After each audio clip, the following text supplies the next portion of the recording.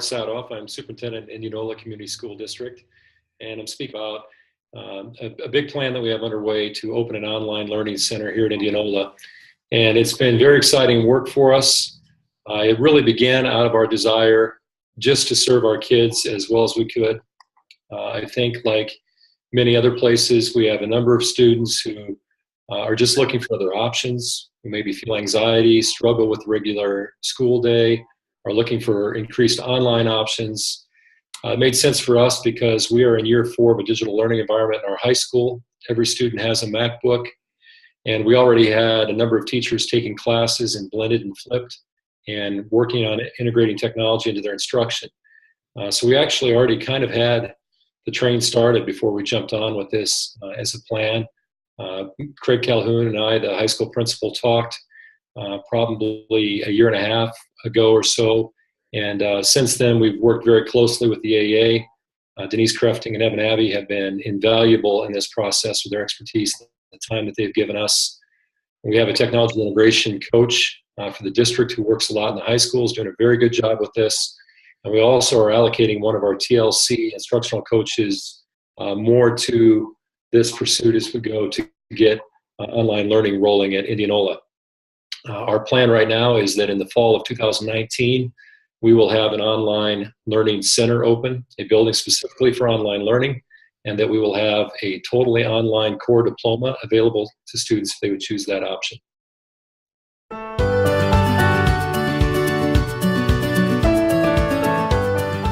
We really see this as being a range of things for our students, everything from blended and flipped instruction in the regular classroom to online facilitated courses to totally self-paced courses that students can take. We also plan to roll our alternative program, which we call EPIC, into this pursuit. Right now, like a lot of schools, we're using a canned product. We're using Odysseyware, and we just feel like we can develop our own curriculum that is totally aligned and more robust, more interactive. We really are navigating through all of this right now, but we're making great progress. Teachers are getting courses written. We have a timeline and a budget element to this. We're getting lots of support, and there's a lot of enthusiasm on the part of our staff.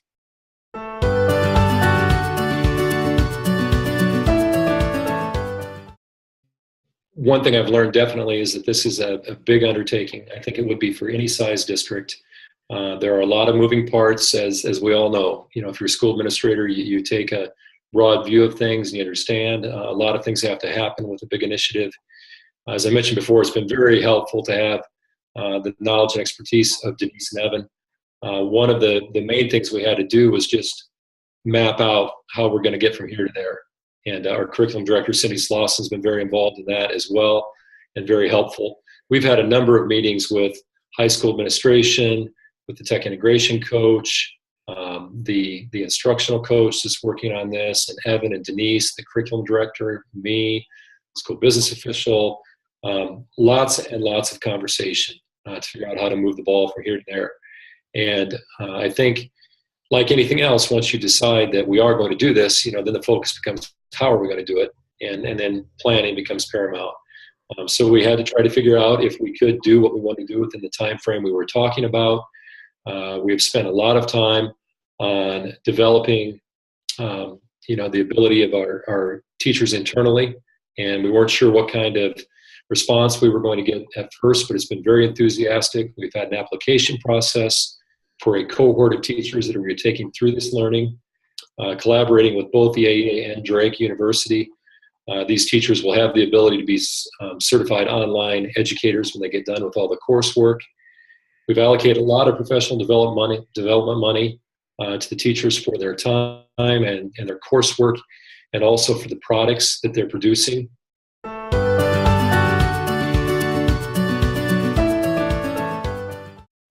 Definitely. Like I said, I think it was a germ of an idea probably a year and a half ago, and we won't have it come to fruition until the fall of 2019. And actually then we won't be done at that point either. We'll still be going on and writing more electives and getting more people trained and going through the program. So, I mean, overall, from idea to total implementation, it's probably 4-year process, something like that.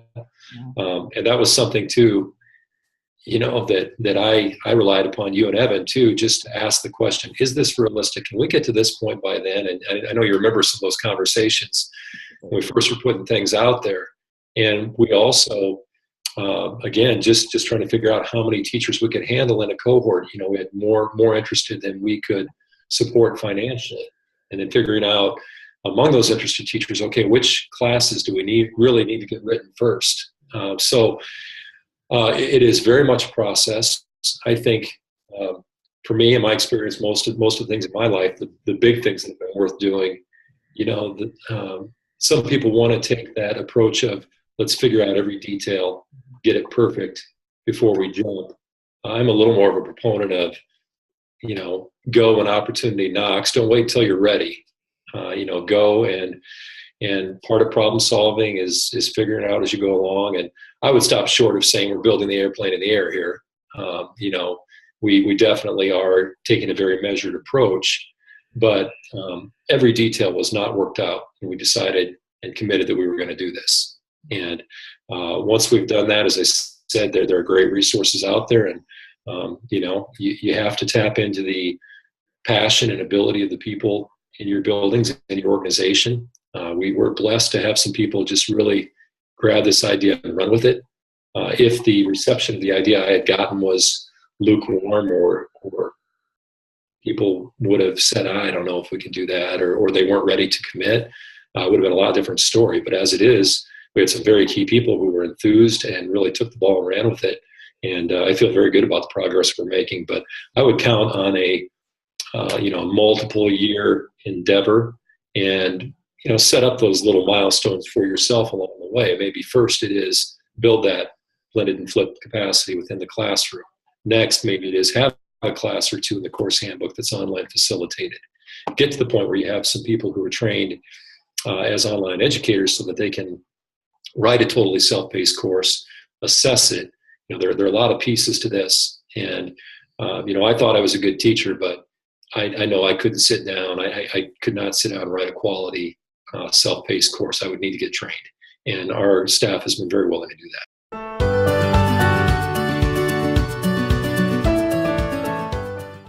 I really envision that online learning center of being a pretty busy hub of activity. And we hope that, somebody who right now might be tempted to open and roll out to one of the online schools. Well, now, there's no need. We have an online program and we think our product's going to be great and we can serve our students better. That's really the whole motivation behind it. I think any school district feels that moral imperative of educating their students well. And obviously, technology is a huge part of kids' lives today. We believe in the concept of online learning. We just haven't jumped in with both feet before today. So we think it's going to be a popular option. We might have to evaluate our capacity as we go along. And, hopefully we can adjust on the fly and not have to put the brakes on or not be able to meet demand if demand is high. But we just think it has great potential to serve our students and our families. And as we've started to communicate this with families and with school board members, there seems to be quite a bit of excitement about it.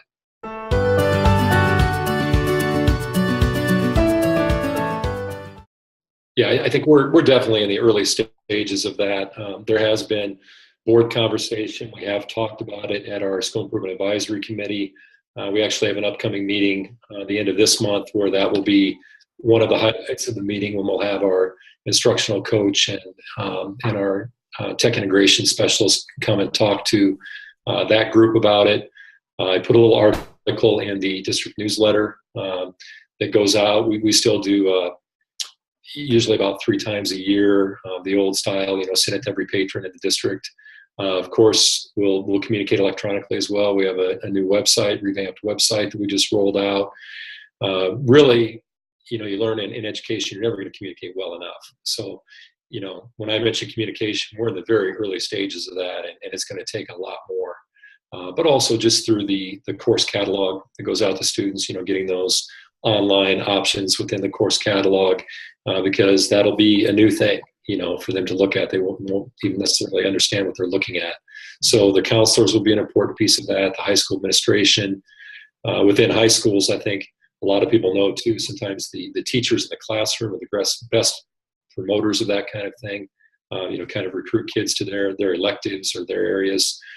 So it's going to take a lot of work on the part of a lot of people. But like I said, the early feelers that we put out there have been very well received. Perfect.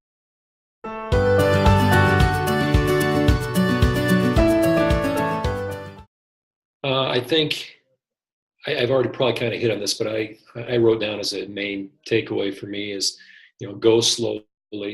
Now that seems funny for me to say that after I just said, don't wait till it's ready, jump in and do it. Get started by all means, but then be patient and understand, there are so many moving parts to this. Even from the work you've done with our staff in figuring out how to sequence the different courses and who really needed to have what when. And could we get started with this without them having, this certification, but could we get started? There are just lots of questions like that.